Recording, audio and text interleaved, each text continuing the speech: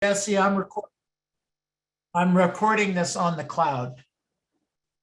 Okay, so you might have to edit it, the first part out.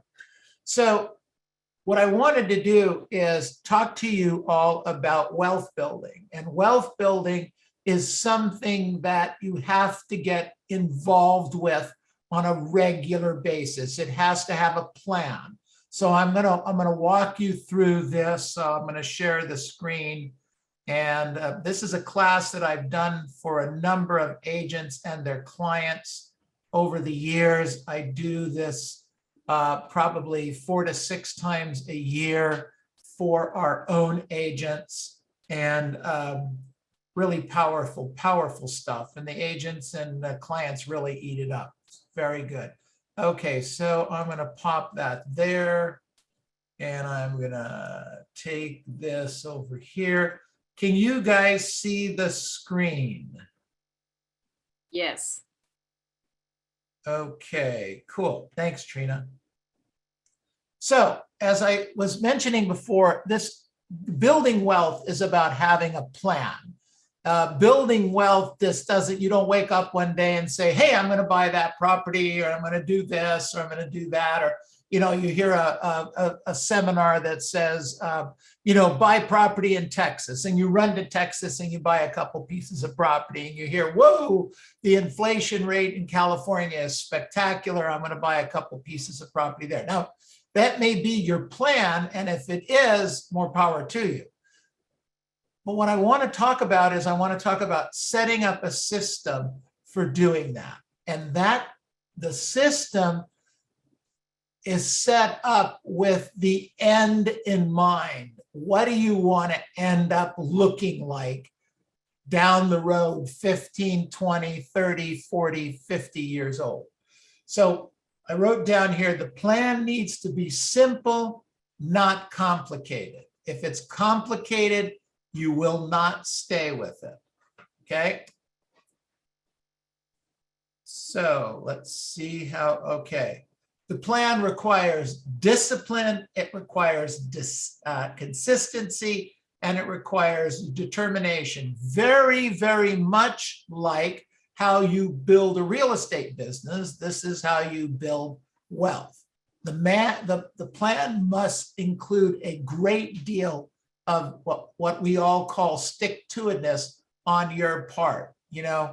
Get ready to get started. You get started, you do something with it, then you don't do anything with it for 3 or 4 years, then you do something with it for a year or two, and then it just messes with your program. For the plan to succeed, you have to determine how hard is it to stop you? How hard is it to stop you? And how easy is it to take you off track? And once you determine that, then you have to work to protect against those things. We'll talk about that more in a bit. I wrote down here, it takes the skill of discipline and consistency. Most people will not do it because it takes time. It's not sexy and it is not quick. Everybody with me on this? Good job. Somebody is somewhere. Jesse, is this recording? I just want to make sure. Yes. Great, thanks. So I wrote down here, when the plan is fully implemented, it can be worth millions and millions of dollars to you over the next 15 to 18 years. And the investments could be throwing off thousands of dollars per month in passive income. So here's the basic plan. Write this down. My recommendation is to buy 1 rental property in the next few months. Get started. Getting started, I'm talking today about single family homes. However, it doesn't have to be just single family homes. You could do this with duplexes. You could do this with fourplexes.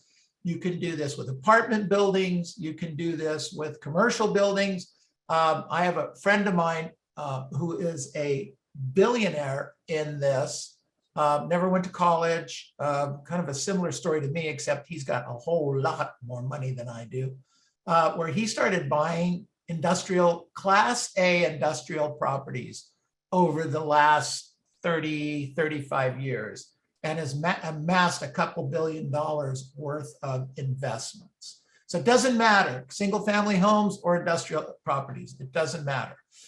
Put 20 to 25% down. In today's climate, it's probably going to be 25% down. So we have to work on you earning more money in real estate so that you can have more money to put down. You're going to rent the property out, and the rental income should take care of the mortgage, the taxes, and the insurance. Some of the repairs, of course, and also if you're going to use a property management company, it needs to include that. That's all the things that we need to sit down and work on and anticipate. So talking about a house, it should be bought at fair market value or less. Don't overpay much for it, but fair market value. And we'll talk about how that might look to you. It needs to be, if you can, in good condition. I like good condition because I don't want to do this big fixer-upper kind of a thing. But if that's your thing and you're into construction and fixing things up and trying to get things at a deal, that's fine. But sometimes it's not easy to find something at your deal rate. So we just want you to get started in it, and I'll show you why that's so important. And you want to do it in a good neighborhood. I'm not one for picking up rents in neighborhoods I'm very uncomfortable driving in, but that's me. If you don't care, more power to you. I wrote down here, okay, so I want to talk about the plan, but before I go into the plan, I want to walk you into this. All right, can everybody see the screen? Can anybody see the screen? It's the Yes. script. Okay, it's an Excel spreadsheet. Everybody sees that, right? Script. No, right now you have the scripts on the screen. Oh, well, that's interesting. Let's go that way. There you go. Okay. Huh. All right. Did you see that on the screen the whole time? No, just now. Okay. All right. So let me walk you through what's going on here. So Robert did a little, so I want to use a $400,000 piece of property as the property value. But what do we have? We have about 20, 25 people on this call. You're probably all saying, where can you buy something for $400,000 that's going to be in a decent neighborhood and decent condition? So Robert did a little report for me in a 30-mile radius around the Walnut office. So that's pretty much to the mountains, to the sea. And then 30 miles will take you, Calabasas is 30 miles. Does that sound right? On the north. And I would say, I don't know, Marietta is 30 miles on the south. Sound Temecula, Marietta, something like that. So it's a pretty big area. It includes duplexes and fourplexes and triplexes and whatever's available as of today, an hour ago. Robert, the number was what, 258? 268 active. Yeah. 268 active as of today, as of right now. So you can't tell me that there isn't a 400,000 or less value property out there that somebody could buy. Now, you might not like all 268, but you only need to find one that you like to invest in or one for your client to invest in. Everybody with me on that thinking? Okay, so now we have a $400,000 property that we purchased. We put 25% down. The interest rate on a non-owner occupied today is somewhere in the 3.25% range. We put a 30-year amortized loan on it. The property taxes are 1.25%. Homeowners Association runs about $350 on this kind of property. The rent would be about $2,100, $2,200, $2,300, somewhere like that. You do a rent survey before you make an offer on the property. Annual rent increase can be no more than 5%. So I'm using 4% as a number in today's market in most of California. The fire insurance about $250,000 or $250. So that's the numbers. We enter those numbers into the calculations, and we come over here to this side and it shows you what you got. It's a $400,000 piece of property. You're putting $100,000 down. You have a loan amount of $300,000. Remember that, we'll come back to it. The interest rate, of course, was 3.25. Okay, the amortization table that we have is that it's $306 per month, principal and interest, okay? So you can see over here, this is an amortization table that was created, so it kind of lets you know what's going on. I want to stop here for a second. And I want you to realize, because interest rates are so low, look what's going on here. Is there anything here that you notice that's kind of cool and interesting? Anyone? Okay, I'll jump in. So the mortgage payment is $1,305 a month, but almost $500 a month goes to the principal. So think about it. How many people do you know in Southern California who can afford to put $500 a month away as a forced savings? That's what you have here.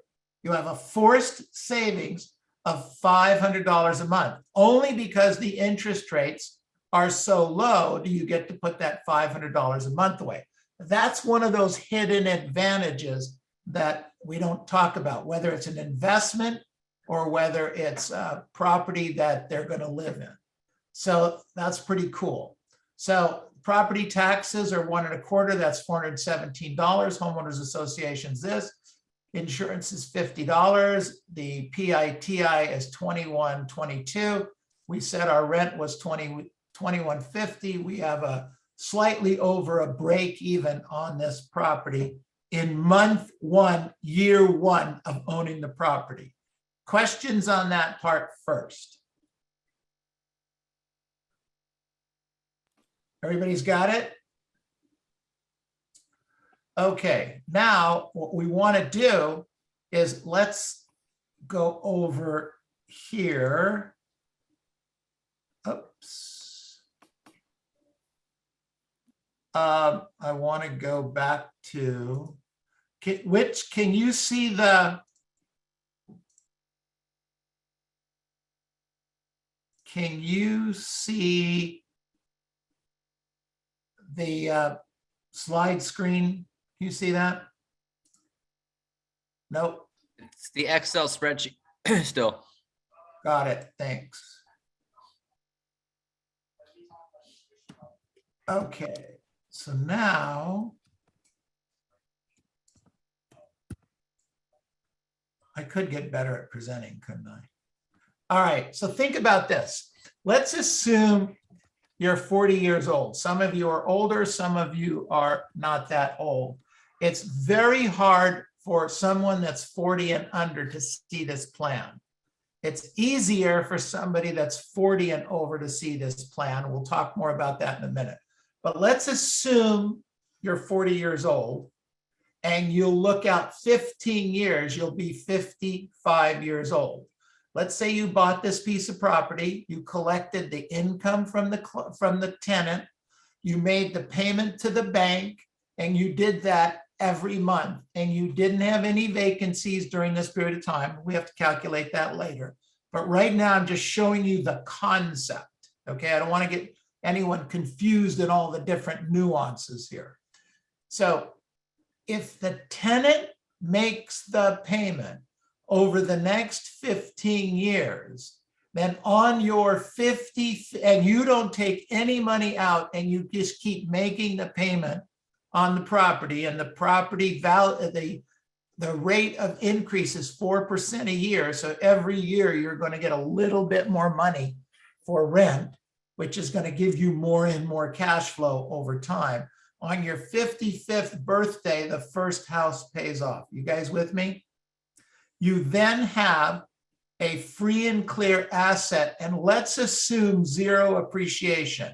So on your 55th birthday, you have $400,000 asset that's free and clear. And the money, the 21, 22, 2,500 a month that was coming in for the rent is now going into your pocket instead of paying the mortgage off. Are you guys with me on this? Hey, Neil, you Sure, said Michael.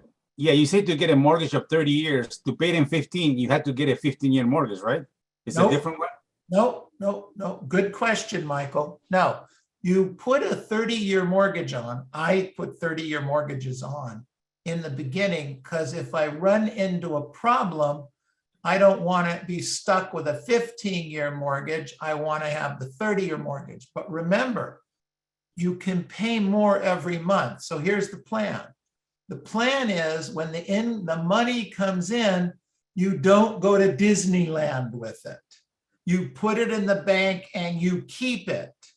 And as you keep it and it rises, then you can take some of that money and pay down the mortgage. The goal is for you to pay off the mortgage in 15, 16, 17 years. You guys with me?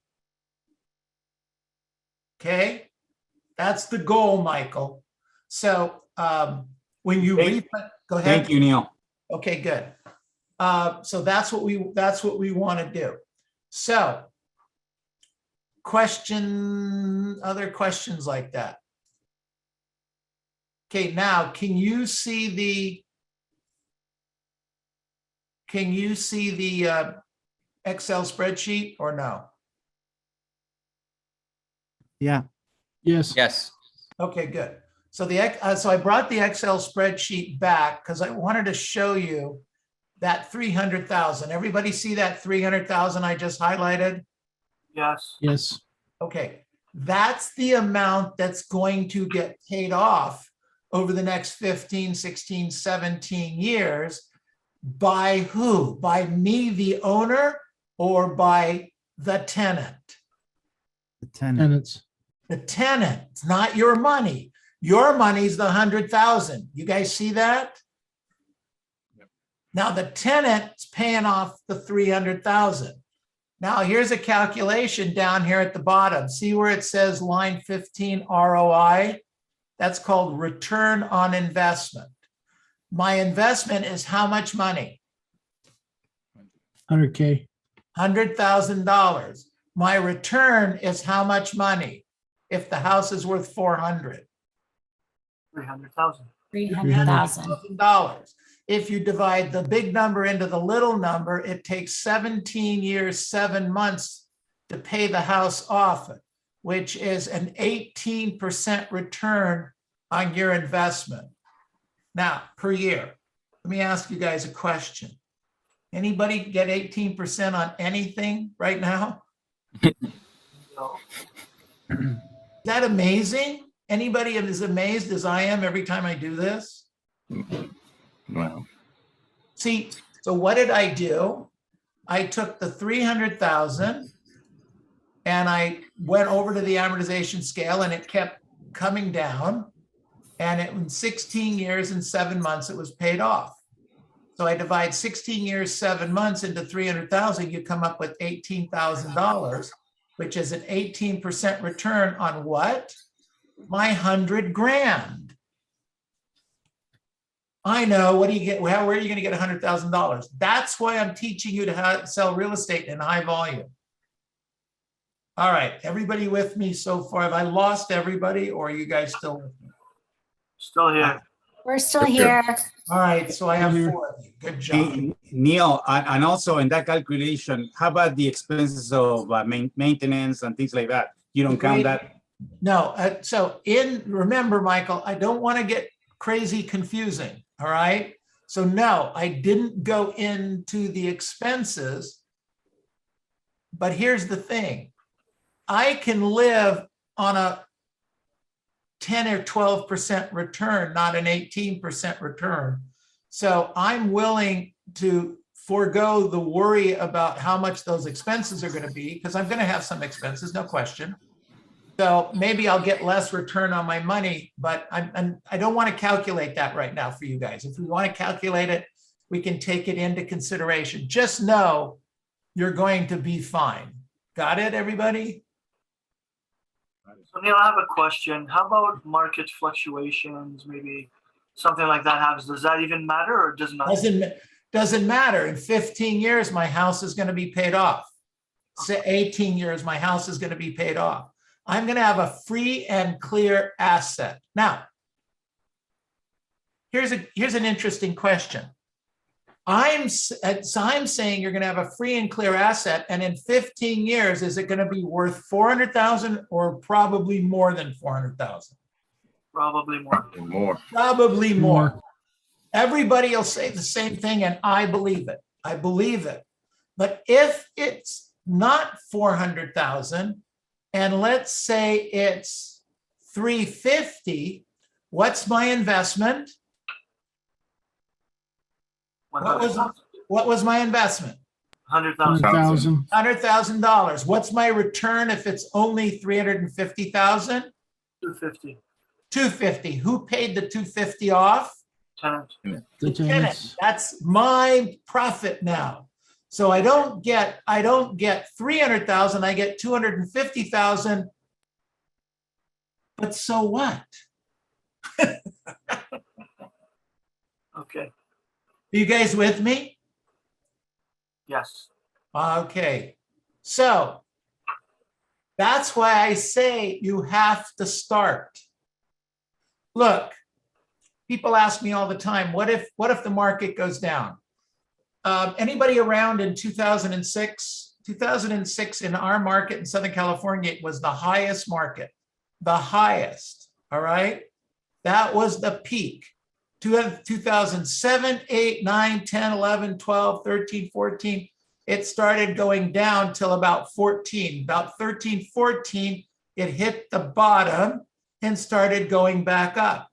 During that, so I bought the building on Covina, where our Covina office is in 2006. We closed escrow, and I'm telling you, the next day the market started to fall. Okay, it knew I bought the building, okay?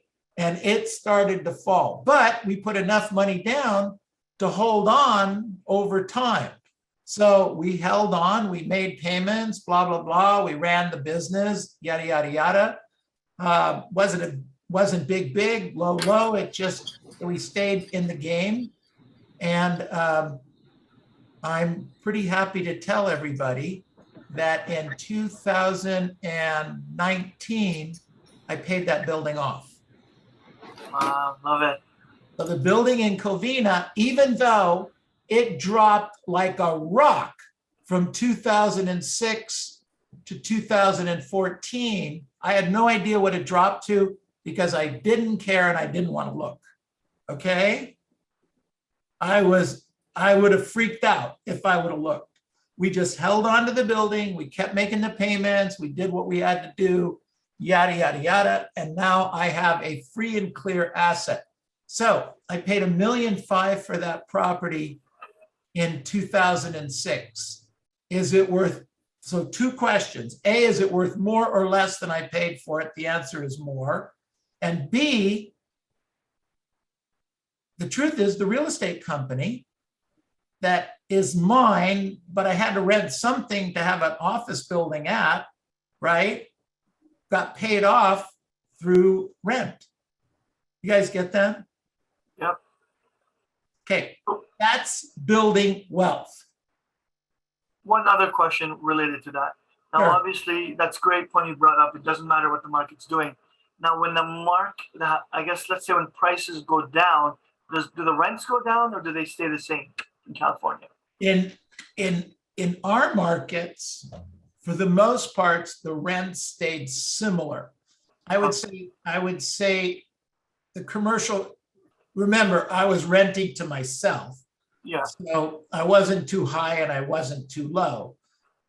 If I was over leveraged, many people lost their buildings. if I was over leveraged and I couldn't keep it rented, it would be a problem. So you have to be a little conservative, Nor. So maybe you can't buy a property this year. Maybe you have to wait a couple more years to be able to buy it. Look, I have to tell you something. You know, the building that's right behind the old Walnut office, I think it's a 40,000 square foot building. I wanted to buy that. I was making an offer on it. My wife and I decided at the very last minute not to finish completing the deal. So I don't know what it would end up with. It was probably about $2.5 million at the time, needed work, et cetera, et cetera. I could have probably retired on that building today. 40,000 square foot building in Walnut, California. What's that worth, you guys? Tess, what do you think that would be worth? It's a lot of dollars. I know it's It's gotta be, 5 or 6 million. no, it's $3 a foot. It's $12 million. Wow. Okay, I couldn't retire, but it'd be close. Okay. But you get what I'm saying, you guys, right? Yeah. Hey, Neil, I think what Nora is saying about the value, I think that will affect more if you are doing flips, right? If you're buying to sell right away. But if you want to keep it, like you said, it's different. The person that has to be more concerned is if you buy just to sell and make some money right away. I think so. That's a very scary world for me today.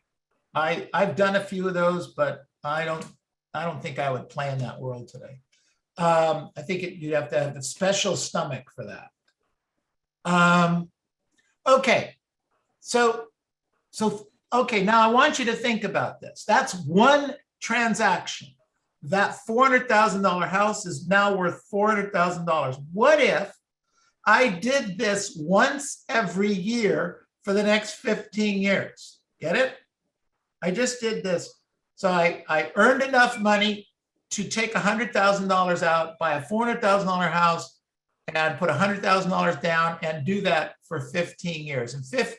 So let me walk you through this.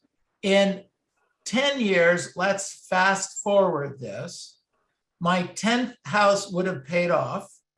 You were 40 years old. Excuse me, now you're 55. So on your 55th birthday, your first house paid off, right? But you've been buying a house for 15 years. On your 56th birthday, your second house pays off. Now you have two $400,000 pieces of property. They're free and clear. And you have $2,500 a month, hypothetically, coming in as income. So now you have $800,000 worth of true net equity, and you have $5,000 worth of passive income coming in. So now, everybody with me? I'm going to fast forward you 10 years. You're now 65 years old. Okay. Let's stop for a minute. Remember when I said the 40-year-olds can't see 15, 20 years? You can't. It's very hard. Very, very hard. But here's what I learned to do. You're either going to be 65 years old or you're not going to be alive. I don't mean to be morbid, but there are only two chances, A or B. There's only two doors. So I bet I'm going to be here on my 65th birthday. And by the way, I was. Okay. I was here on my 65th birthday, 67th birthday, 68th birthday, 69th birthday, 70th birthday. And the houses, properties keep paying off. Isn't that cool? So listen to this. 10 houses, $400,000 each is $4 million in true net equity. And all you did was start with the first property, putting $100,000 in. So you have $4 million in true net equity, and you have the $2,500 a month coming in from each property, which is $25,000 a month coming in.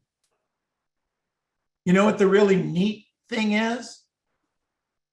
You still have 5 properties that aren't paid for. So now you're all pissed at yourselves because you didn't buy a house last year. Questions? So what you say, Neil, is we should be centurion every year to have the money to buy every year a house. Or more, Michael, or more. And that's another thing I'll talk to you guys about next week or the week after when we talk about business planning.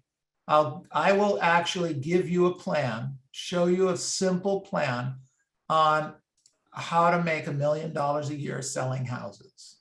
Okay, but it's not overnight, but I'll show you that simple plan. I've been giving this plan, and the plan I will show you for, I don't know, 25 years, 30 years, something like that. Okay. Okay. Questions on anything I've covered?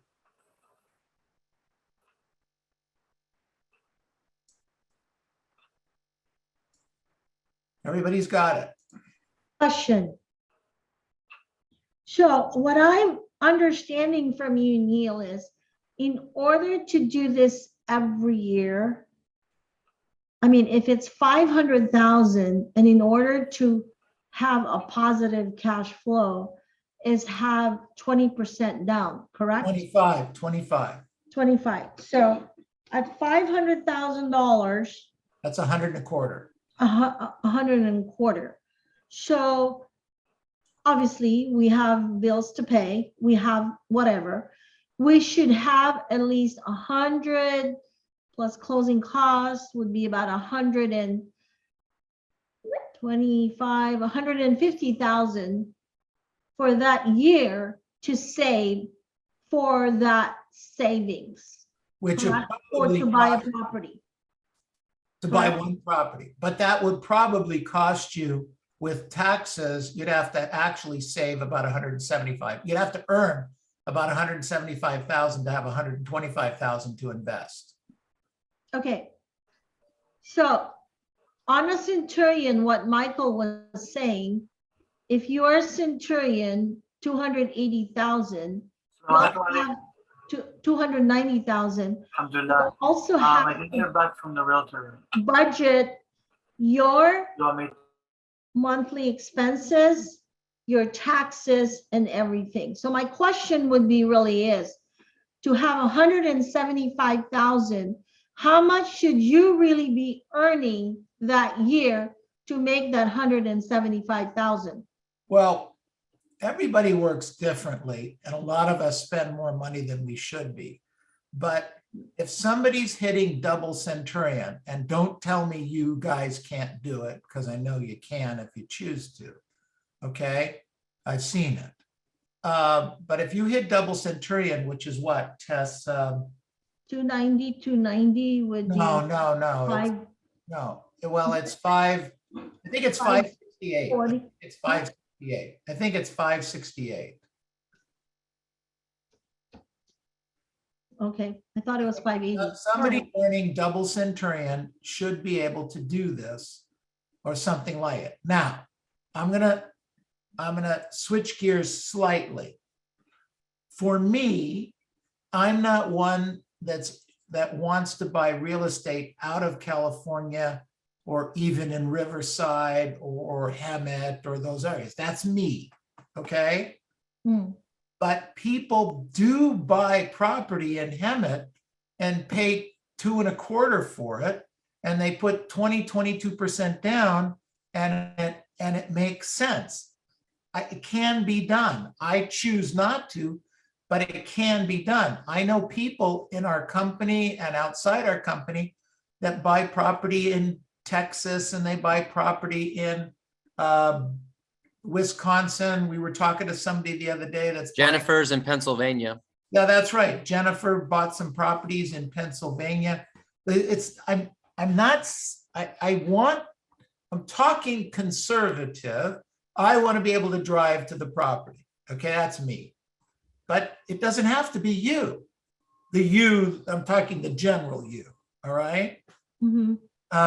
Hey, Matt, you moved from where? Matt Tarsick. Chicago. So in the area of Chicago, were you in the high end or the lower end? No, I was in the middle of the road, which is low end out here, like 400,000, actually 350 to 400. So you could get a pretty decent house for 400,000 in the Chicagoland area? That'll get you 20 in the suburbs. That'll get you 2,500 square feet to 3,000 square feet. And what would you more or less be able to rent something like that for? I won't hold you to it. Just give me a guess. 25 to actually 10%, 25 to 3,000. Okay, so it fits right into my number. In fact, Yeah. you'd have a cash flow. Right. You have a cash flow on my deal here. Right? If, So would you suggest, here's a thought. I mean, everyone is saying now, obviously, that in California, prices are very high and it's really, it doesn't, sometimes, the reason why I'm asking that is because right now I have 2 clients that I'm working with income property, okay? So we're looking at a triplex, a duplex. Because these property owners have owned the property for a long time, the rents are very low. They're not increasing the rent because they don't need to, right? And they're older. And as a new owner buying a property for an income property, because of the rent control, I mean, we were looking at a fourplex that the 3 bedrooms was renting for $1,400. right, And the going rent on a 3 or 4 bedroom in Orange County is already at $3,100. And the rents are only in that $1,400. So it didn't make sense. And you cannot increase the rent because of rent control. How do Okay. you overcome that? I don't think you can. You have to ask them a question. Look, here, let me ask you a question here.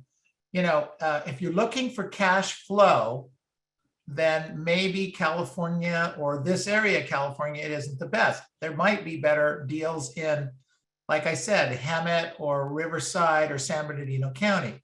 It's not for me, but it could be for your clients. And or they might go to Las Vegas or they might go to Arizona.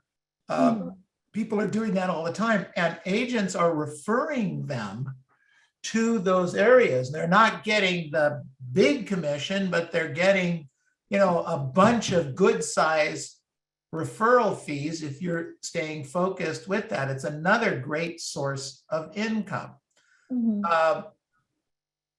For me, for my family, I want to be here, and I like the weather. I like everything. Plus, here's the really big thing. My wife is not moving away from her family and her father. As long as he's alive, she's not going anywhere. Okay. So I don't have an option.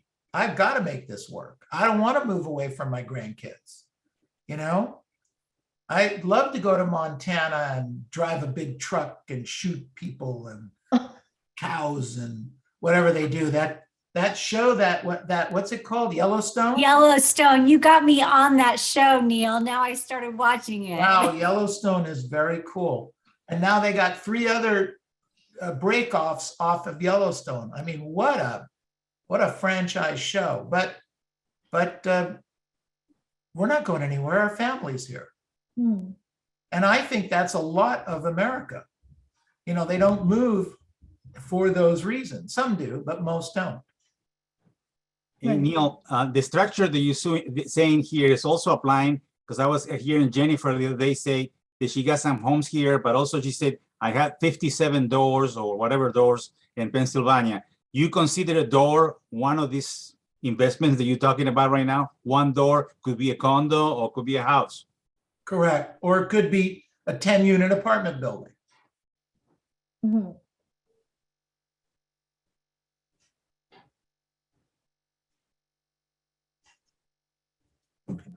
That makes sense? Wow, really- yes, And yes. it's really a win because had we invested in Vegas when the market was really low, where a 3 bedroom before was only selling for like 250 or 300, and we have sold it, let's say sell it in after 3 years, and then do a 1031 exchange and buy units, I think that would make sense. What you were talking about also, right, Neil? Yeah, I'm kind of a buy and hold type of a person. And we've never flipped any or traded any properties, but actually that conversation came up the other day about doing that. And I'm kind of looking at, maybe I should trade some of the properties. And, you take the number of properties that you drive to, condense it down to one, Yeah.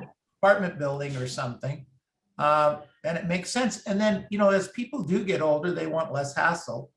But I want to keep you guys focused on the concept. Just the concept. Now, maybe you can't buy one once a year, Tess. Maybe it's your client can't buy more than one a year. Maybe they can buy one every other year.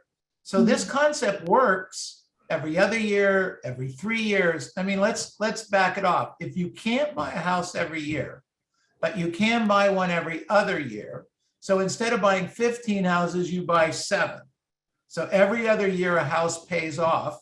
You still have the first house is 400, the second house is 400. There's 2 years apart. Now you got $800,000. You see, so you don't have a $4 million net asset. Maybe you only have a $2.5 million asset.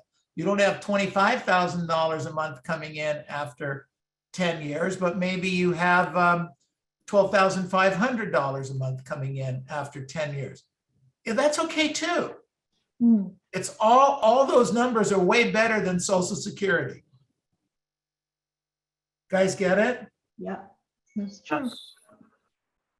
Makes sense. I believe you can start at any time of your life, as long as you get set up on the system. I also believe you can't use your last dollars to do this because you have to have some fallback position. So don't get some little old lady from Pasadena with her last, $500,000 investing in a project like this, and then she doesn't have an extra $25,000 to pay for a sewer that broke or something, and she ends up losing her whole investment. I've seen that too. Very conservative approach is what I'm recommending here. Baby steps consistently, not giant steps occasionally. All right, I hope that helped.